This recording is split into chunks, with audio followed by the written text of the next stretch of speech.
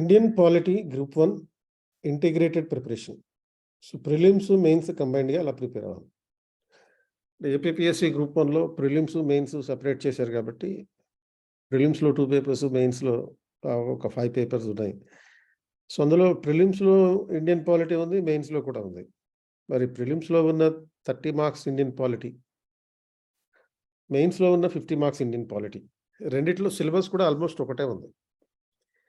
So రెండింటిని కలిపి చదివితే మనకి ప్రిలిమ్స్కి అండ్ మెయిన్స్కి రెండింటికి ఈజీగా ఉంటుంది. ఇప్పుడు ఇచ్చిన సిలబస్ని ప్రిలిమ్స్ మెయిన్స్లో సపరేట్గా ఇచ్చిన సిలబస్ని నేను ఇక్కడ ఇంటిగ్రేట్ చేశాను. ఈ ఇంటిగ్రేషన్లో భాగంగా ఏం అబ్జర్వ్ చేయడం జరిగింది అంటే, కలిపి ఒకే రకమైన టాపిక్స్ కొన్ని ఉన్నాయి, ఇన్ఫ్యాక్ట్ ఎక్కువ ఉన్నాయి. ఓన్లీ ప్రిలిమ్స్కి సంబంధించిన టాపిక్స్ కొన్ని ఉన్నాయి. తర్వాత ఎక్స్క్లూజివ్ మెయిన్స్ అన్నట్టుగా ఒక 3 టాపిక్స్ మాత్రమే ఉన్నాయి, 3 ఆస్పెక్ట్స్. సో ఇంటిగ్రేటెడ్ దాంట్లో ఏముంటాయి అంటే రెండింటిలోనూ ఉపయోగపడేవి. ఫీచర్స్ ఆఫ్ ఇండియన్ కాన్స్టిట్యూషన్, భారత రాజ్యాంగం లక్షణాలు. అలాగే functions and duties of the Indian union and the state governments, అంటే భారత యూనియన్ మరియు రాష్ట్ర ప్రభుత్వాల యొక్క విధులు, బాధ్యతలు. అంటే ఇది ఫెడరేషన్కి సంబంధించింది యాక్చువల్గా. కాబట్టి ఆ తర్వాత మనకి 3rd యూనిట్లో issues and challenges pertaining to federal structure, devolution and distribution of powers and finances up to the local level and challenges is therein. అంటే సమాఖ్య నిర్మాణానికి సంబంధించిన సవాళ్ళు, వివాదాలు, దానికి సంబంధించి స్థానిక స్థాయి వరకు ఉండేటటువంటి సవాళ్ళు. సో ఈ దీంట్లో భాగంగానే ఈ 2 and 3లో భాగంగానే మనకి ఎక్స్క్లూజివ్ మెయిన్స్లో ఉన్నటువంటి రోల్ ఆఫ్ గవర్నెన్స్ అనేది కూడా కలిపి చదవాలి యాక్చువల్గా. అంటే స్పెసిఫిక్గా మనకి ప్రిలిమ్స్లో రోల్ ఆఫ్ గవర్నర్స్ అనేటటువంటి టాపిక్ లేదు.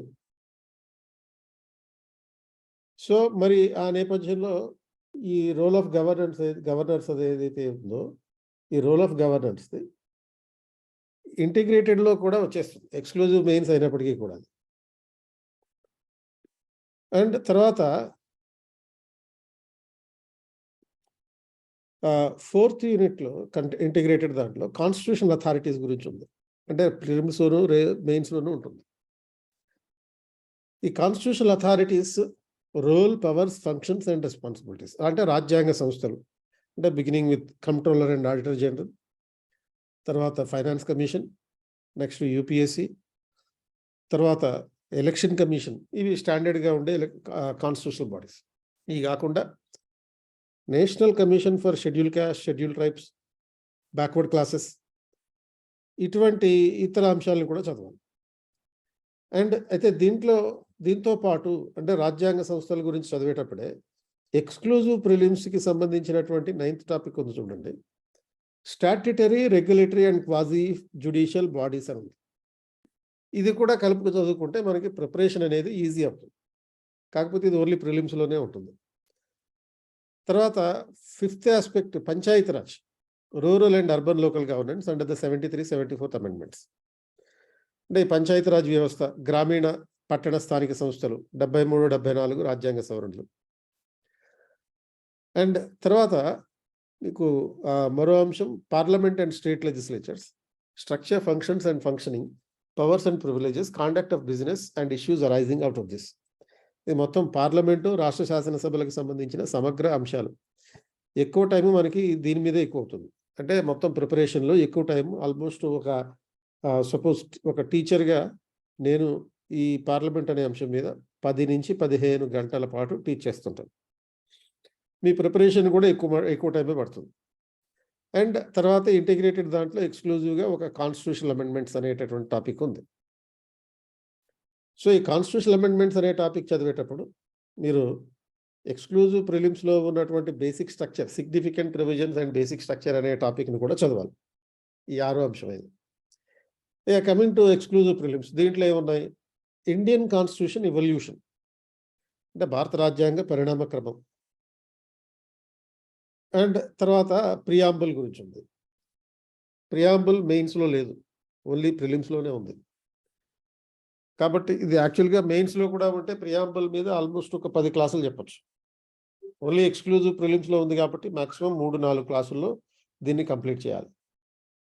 దెన్ ఫండమెంటల్ రైట్స్, ఇది కూడా మెయిన్స్లో లేదు. ఇది ఒక విచిత్రమైనటువంటి సిలబస్ లాగా కనపడుతుంది నాకు. ఎందుకంటే మెయిన్స్లో ఫండమెంటల్ రైట్స్ గురించి ఇవ్వకుండా ఓన్లీ ప్రిలిమ్స్కి మాత్రమే కన్ఫైన్ చేయడం అనేది హాస్యాస్పదమైనటువంటి విషయం. మనం ఏం చేయలేము, చదువుకోవడం తప్ప. Then fundamental duties, directive principles, then significant provisions and basic structure. ఇదేమో ఇంటిగ్రేటెడ్ దాంట్లో ఉన్న అమెండ్మెంట్స్తో కలిపి చదువుకోవాలి. Next public policy and governance. Public policy and governance అంటే ప్రభుత్వ విధానాలు, పరిపాలన. అంటే కేంద్ర ప్రభుత్వం సంబంధించినటువంటి కొన్ని పాలసీస్ అన్నమాట. వెల్ఫేర్ స్కీమ్స్ ఏవైతే ఇంప్లిమెంట్ చేస్తుందో వాటిని గురించి ప్రిలిమ్స్లో చదువుకుంటాం. దెన్ ఈ టాపిక్ ఎక్స్క్లూజివ్ మెయిన్స్కి పెట్టాలి, కానీ ప్రిలిమ్స్లో పెట్టారు. Impact of liberalisation, privatisation and globalisation and governance అని. ఇది మనకి గవర్నెన్స్, మెయిన్స్ గవర్నెన్స్లో ఉంటుంది, ప్రిలిమ్స్లో కూడా ఇవ్వబడింది. అలాగే statutory, regulatory and quasi judicial bodies. దీన్ని మన ఇంటిగ్రేటెడ్ దాంట్లో ఉన్నటువంటి కాన్స్టిట్యూషనల్ అథారిటీస్తో పాటుగా ఇంటిగ్రేట్ చేసి చదువుకోవాలి. ఇది ఓన్లీ ప్రిలిమ్స్కి సంబంధించినటువంటి అంశం కాబట్టి చదివేటటువంటి విధానం మారుతుంది.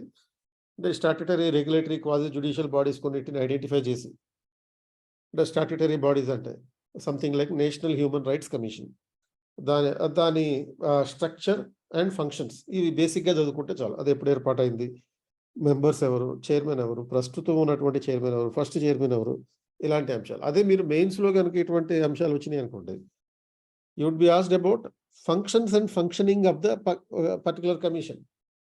అంటే కాన్స్టిట్యూషనల్ బాడీస్ ఇంటిగ్రేటెడ్ సిలబస్లో ఉన్నాయి, అంటే మెయిన్స్లో ఉన్నాయి. అక్కడ ఏం చదవాలి మీరు ప్రధానంగా అంటే, ఒక ఎలక్షన్ కమిషన్ ఉంది. ఎలక్షన్ కమిషన్ తన విధి నిర్వహణలో సఫలమైందా, విఫలమైందా అనేటటువంటి క్వశ్చన్ అడుగుతారు. అదే కాన్స్టిట్యూషనల్ బాడీ గురించి ప్రిలిమ్స్లో అడిగితే ఎలక్షన్ కమిషన్ కాన్స్టిట్యూషనల్ ప్రొవిజన్ ఏంటి, దానికి సంబంధించిన మెంబర్లు ఎవరు, అది ఎప్పుడు 3 మెంబర్ బాడీగా మారింది, ఎప్పుడు ఆ 3 మెంబర్ బాడీ అనే విధానం రద్దయింది, మళ్ళీ పునరుద్ధరించబడింది, ఇటువంటి ఫ్యాక్చువల్ అంశాలు వస్తాయి. తర్వాత రైట్స్ ఇష్యూస్. ఈ రైట్స్ ఇష్యూస్ అంటే human rights, women rights, SC ST rights, child rights, ఇటువంటి అంశాలు అనేది. తర్వాత ఎక్స్క్లూజివ్ మెయిన్స్కి సంబంధించినటువంటి అంశాలు ఏంటి అంటే role of the governor in states. ఇది స్టార్టింగ్లో చెప్పినట్టుగా ఇంటిగ్రేటెడ్లో సిలబస్లో భాగంగా ఇండియన్ యూనియన్ స్టేట్ గవర్నమెంట్స్ అనే దాంట్లో పార్ట్గా వివాదాస్పదమైన అంశాల్లో భాగంగా గవర్నర్ గురించి చదివేయాలి. అంటే మీకు ఏంటంటే ప్రిలిమ్స్ అయిపోయాక అతి తక్కువ సిలబస్ మాత్రమే కొత్తగా చదువుకునేటట్టు ఉండాలి. అండ్ ఓన్లీ ప్రిలిమ్స్ అయిపోయాక ఓన్లీ మీ ఫోకస్ అంతా రివిజన్ మీద ఉండాలి, ఆ రకంగా చేయాలి.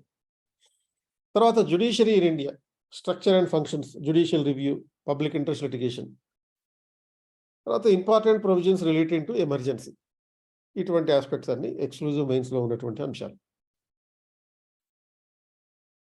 సో ఈ నేపథ్యంలో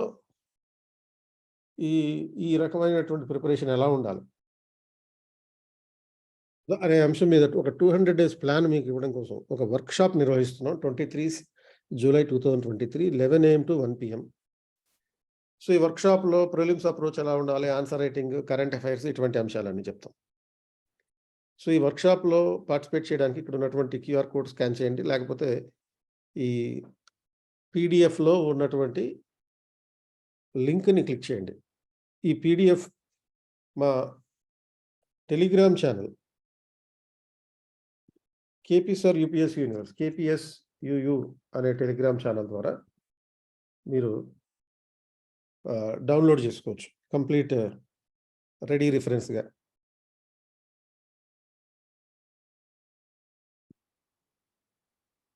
ఇది ఆన్లైన్లో జూమ్లో ఉంటుంది, ఆఫ్లైన్లో అయితే Sir UPSC Universe బిసైడ్ సంధ్యా థియేటర్, RTC క్రాస్ రోడ్లో ఉంటుంది.